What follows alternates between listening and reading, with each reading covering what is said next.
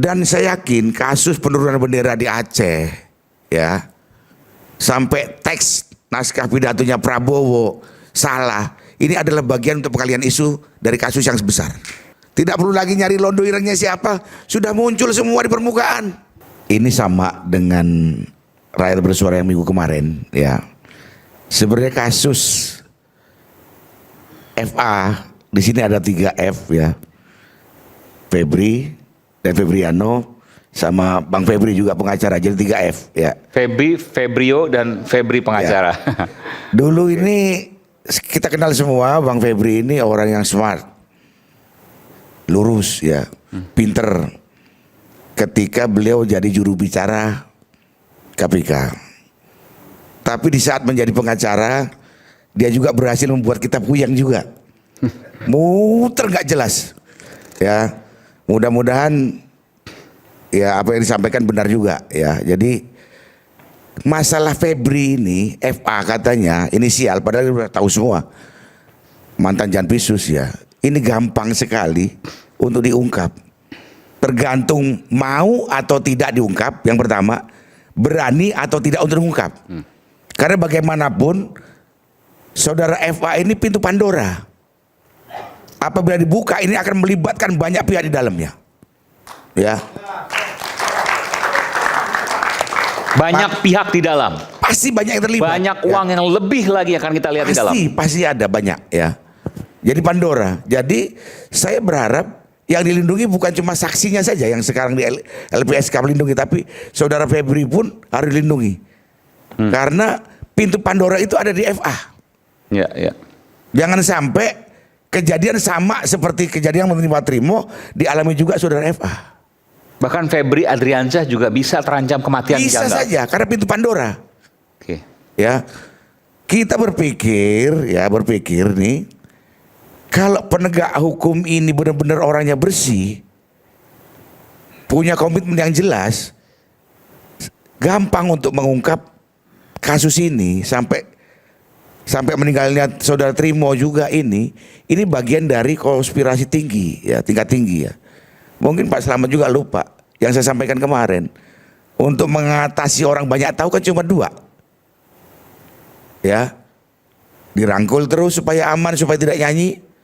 Yang kedua dibungkau, bahkan dibunuh. Ini yang terjadi, ya. Untuk bisa menyimpulkan masalah ini tidak perlu kuliah sampai SHMH kok. Adik-adik mahasiswa seharusnya malu nih, praktisi hukum juga malu nih sama adik-adik ini.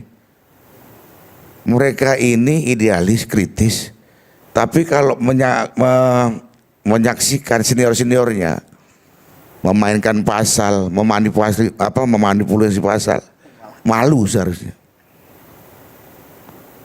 Ya, ini kasus belum selesai, muncul lagi. Dan saya yakin kasus penurunan bendera di Aceh, ya, sampai teks naskah pidatonya Prabowo salah, ini adalah bagian untuk pengalihan isu dari kasus yang besar. Ya kan? Kan saya berkali-kali nanya, ini pembantunya presiden mau membantu presiden menjalankan pemerintahan sampai 2029 atau akan memotong di tikungan? Ya. Jadi kasus-kasus kejadian-kejadian ini adalah pengalihan isu, Mas Aiman. Prediksi saya ya sebagai ketua umum Gerakan Cinta Prabowo, ya. Saya selalu menjaga, merawat, mengawal, bahkan membantu mensukseskan program kerja Bapak Prabowo Subianto, ya. Dengan disuguhkan kasus-kasus ini kita malu sebenarnya sama adik-adik kita yang mahasiswa ini, ya. Terus satu lagi Mas Aiman, saya keluar dari konteks ini sebenarnya, yang juga harus mendapatkan perhatian khusus dari presiden. Itu ada 141 warga negara Indonesia yang sampai hari ini masih dipenjara di Papua Nugini. Nelayan ini. Nelayan, ya. Makanya nanti Mas Gema juga bisa itu nyorakan. Bisa minta datanya. 141 orang dikurung dengan alasan apa itu? Illegal fishing. Ya, nelayan ini. Sampai sekarang nggak ada perhatian dari pemerintahan. Itu juga harus diperjuangkan, ya. Oke, baik. Selain kasus yang memang benar-benar harus fokus Masyarakat Indonesia ini dari Sabang sampai Merauke cuma nunggu aja. Kasusnya Eva ini mau dibawa kemana? Mau diapakan? Mau diputer sampai kita semua lupa. Nanti ada kejadian kasus-kasus baru lagi untuk menutup kasus lama. Ini kan bahaya, Mas Aiman, dan nggak boleh terjadi. Ya, jadi intinya saya sebagai ketua umum Gerakan Cinta Prabowo mohon dengan hormat kepada kawan-kawan yang pinter-pinter ini berhenti membuat puyeng rakyat Indonesia sebelum rakyat Indonesia marah kepada kalian. Ya, yang kedua, saya tidak intinya mohon dengan hormat kepada Bapak Presiden untuk turun tangan, Pak. Yang berantem saat ini anak-anak kalian, anak-anak Bapak, ya. Yang ribut saat ini antar lembaga ini ada anaknya Bapak Presiden. Bapak harus turun, selesaikan. Pasti cepat selesai itu. Oke. Baik. Sekarang nggak perlu nyari lagi provokatornya siapa. Tidak perlu lagi nyari londo irengnya siapa, sudah muncul semua di permukaan. Ya, kita ini banyak orang pinter kok. Cuma yang kurang itu orang jujur, yang patriotik gitu loh. Ya, mudah-mudahan ke depannya Pak Febri tetap menjadi Pak Febri yang kami kenal dulu. Waktu juru bicaranya KPK, Pak Gemam juga masih bagus, Pak Yudi penyidik. Dan semuanya yang mengetahui kasus ini bisa menyampaikan dengan sebenar-benarnya supaya masyarakat nggak semakin puyeng dan nggak semakin marah dengan pemerintahan Prabowo. Setelah itu Mas Aiman. Oke, baik. Makasih Bung Iwan. Bung Febri mungkin. Iya, terima kasih. Pertama saya mau sampaikan bahwa saya sebenarnya kuasa hukum untuk perkara pokok ya, yang sedang pra peradilan dan untuk Sutrimo belum ditunjuk ya. Tapi ada pesan memang yang disampaikan oleh Pak FA, pesan kepada publik ya melalui saya dan juga pihak keluarga. Pertama, Pak FA dan keluarga jelas sekali menyampaikan mereka dan tentu juga saya ya menyampaikan bela sungkawa yang sedalam-dalamnya atas meninggalnya Pak Sutrimo. Jadi saya setuju sekali apa yang disampaikan Mbak Aan tadi. Sebagai seorang manusia, almarhum itu punya keluarga dan keluarga pasti sangat ingin kepastian tentang apa faktor penyebab, katakanlah begitu ya, faktor penyebab kematian tersebut. Itu yang pertama. Jadi saya sepenuhnya tidak menyangkal apa yang disampaikan oleh pihak keluarga karena itu adalah hak dari keluarga. Yang kedua, kami paham betul proses hukum sekarang sedang berjalan di Polda Metro Jaya. Dan Pak FA dan keluarga dan saya pikir kita semua ya juga menghormati proses hukum tersebut. Sejak awal ketika ditanya terkait dengan almarhum Sutrimo, saya selalu sampaikan mari kita dengar secara resmi Polda bicara apa. Nah, kami menyimak misalnya ada beberapa hal yang disampaikan oleh Polda. Pihak penyidik itu sudah melakukan pengecekan ke lokasi dan di awal sebelum ekshumasi itu sudah disampaikan, sudah dicek di lokasi, kemudian misalnya ditemukan ada beberapa barang dan tidak ditemukan ada racun atau bekas racun. Itu disampaikan oleh penyidik, bukan saya yang menyampaikan. Kemudian ketika proses ekshumasi dilakukan, kami pikir itulah yang paling baik untuk memberikan kepastian apa sebenarnya faktor penyebab. Informasi yang saya terima dari pihak keluarga, Pak almarhum ini memang punya riwayat sakit. Sebelum ada informasi resmi ya, riwayat sakit diabetes waktu itu. Dan itu dibenarkan juga oleh pihak keluarga almarhum. Dan terakhir kalau kita simak perkembangan hasil ekshumasi ada dua hal penting saya pikir yang perlu sama-sama kita ketahui.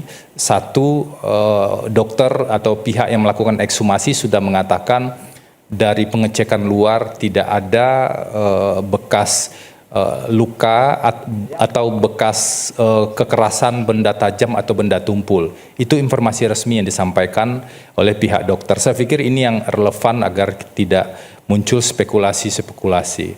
Dan yang kedua, saya baca berita kemarin hari Selasa ya, Selasa atau Rabu saya baca berita ada pernyataan resmi dari proses ekshumasi ketika dokter melakukan pengecekan riwayat penyakit dan itu secara terbuka disampaikan ada riwayat penyakit almarhum itu diabetes dan jantung. Jadi itu sudah disampaikan secara terbuka dan saya pikir itu jadi bagian penting. Meskipun kita juga tidak bisa pungkiri hasil ekshumasi terkait dengan penyebab meninggalnya itu katanya masih harus menunggu sekitar 2 minggu lagi. Kita semua menunggu, pihak keluarga juga tentu saja menunggu, baik keluarga almarhum ataupun keluarga Pak FA. Ini sama-sama menunggu apa sebenarnya hasil ekshumasi agar ada kepastian.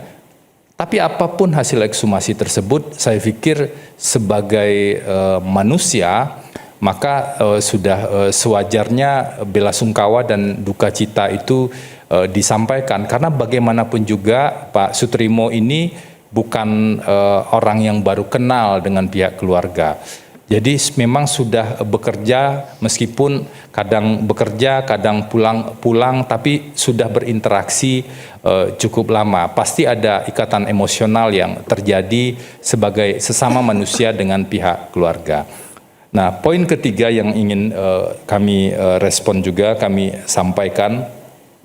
Tadi saya juga baru dapat penjelasan dari Mbak Aan, dari lawyer keluarga, bahwa Pak almarhum itu menjaga rumah utama atau rumah di radio begitu ya, dan ini penting sekali untuk mengklirkan karena ada spekulasi juga di luar sana seolah-olah almarhum juga menjaga rumah Sentul ya yang kemarin digeledah dan ditemukan sejumlah barang bukti di sana. Itu clear sekali tidak, kalau dari informasi dan dari informasi yang kami terima juga tidak ada. Nah, yang kedua, kalau bicara soal penggeledahan, rumah di radio itu juga sudah dilakukan proses penggeledahan oleh penyidik dan menemukan sejumlah dokumen. Dan kalau kita mengacu dari keterangan Mbak Aan tadi, koreksi saya kalau saya salah, tadi disampaikan selama sekitar 3 hari almarhum mengirimkan foto dan video. Nah, setahu saya dari berbagai informasi yang disampaikan itu foto diambil dari luar, yaitu di seberang jalan rumah radio yang memang ada pos penjagaan di sana. Nah, polisi juga mengatakan sudah memeriksa sejumlah saksi. Jadi posisi kami adalah sama-sama menunggu hasil penyidikan, hasil investigasi yang dilakukan oleh Polri agar betul-betul bisa secara terang diungkap apa sebenarnya yang terjadi. Kalau kejanggalan kita bisa bahas banyak kejanggalan, bisa kita list misalnya soal Febrio dihubungkan dengan kejaksaan dan lain-lain. Tadi saya sempat juga, ini bukan pembelaan ya, tapi saya juga baru lihat dokumen tadi, kita mungkin juga bertanya, kalau Febrio ingin menyembunyikan sesuatu, kenapa dia tulis nama lengkapnya di sana? Kalau Febrio ingin menyembunyikan sesuatu, ada niat jahat, kenapa dia harus antar ke rumah sakit? Nah, pertanyaan dari sisi yang lain ini mungkin juga perlu kita tanyakan agar semakin lengkap point of view atau cara pandang kita dalam melihat persoalan. Termasuk juga harus ditanyakan kenapa handphone yang kemudian tidak dikembalikan. Betul, itu relevan. Makanya saya bilang tadi seluruh catatan dan pembahasan tadi relevan, meskipun mungkin ada pertanyaan-pertanyaan yang terlewat yang kalau mau adil kan kita harus lihat dari berbagai sisi. Nah, isu yang penting lainnya juga yang perlu disampaikan agar tidak jadi spekulasi karena dikait-kaitkan dengan saksi kunci dan lain-lain. Saya ingin sampaikan dalam proses pra-peradilan itu ada satu fakta yang terungkap hari ini tadi dari jawaban termohon bahwa penyelidikan perkara yang akhirnya Pak FA jadi tersangka itu sudah dilakukan sejak Agustus 2025. Jadi bukan 1 atau 2 bulan belakangan, mungkin 1 tahun belakangan ya. Nah, ketika Polri waktu itu sudah melakukan penyelidikan sejak Agustus 2025, tentu saja seharusnya sudah teridentifikasi siapa saja saksi-saksi, siapa dari mana saja bukti-bukti itu tersebut kemudian bisa ditemukan. Nah, yang menjadi pertanyaan, tapi saya tidak bisa menjawab ini. Kita mungkin di sini juga tidak ada yang bisa menjawab. Yang bisa menjawab ini adalah pihak Polri dan pihak Kejaksaan. Apakah nama Sutrimo pernah masuk dalam list rencana saksi? Yudi ini mantan penyidik, dia pasti punya pengalaman. Saksi itu nggak ujuk-ujuk tiba-tiba ada, pasti ada rencana pemeriksaan saksi. Apalagi penyelidikannya sudah cukup panjang. Nah, untuk bisa mengklirkan ini memang tidak bisa dengan cara berpikir yang asumtif dan spekulatif. Mohon maaf saya menggunakan bahasa itu, tapi betul-betul melihat ini kan sudah setahun nih prosesnya. Mestinya sudah ada identifikasi itu. Kalau dari pengalaman saya dalam mendampingi 2 kali pemeriksaan, 2 hari full, dan dalam berkas-berkas yang saya dapatkan, proses pra-peradilan yang sudah berjalan selama 2 hari ini, saya belum menemukan atau belum mengidentifikasi sampai ke nama Sutrimo. Itu dari pengalaman saya yang mungkin masih terbatas. Nah, tentu saja kami sekali lagi mengajak untuk betul-betul bisa menunggu informasi yang resmi. Bukan hanya kita di sini, keluarga di Banyumas itu pasti menunggu informasi. Pak FA dan keluarga juga menunggu informasi agar ini betul-betul kita taruh di ruang perdebatan, di ruang pembuktian secara hukum. Karena itulah, ini mohon maaf sekali lagi Prof, kalau kita bicara, saya memahami dan menghormati sekali pengalaman Prof sebagai hakim, tetapi tidakkah kita melompati satu fakta atau satu fase yang sangat penting, kita bicara siapa calon tersangka, tapi kita belum bisa menjawab, ini kematiannya karena apa? Ekshumasi masih 2 minggu lagi.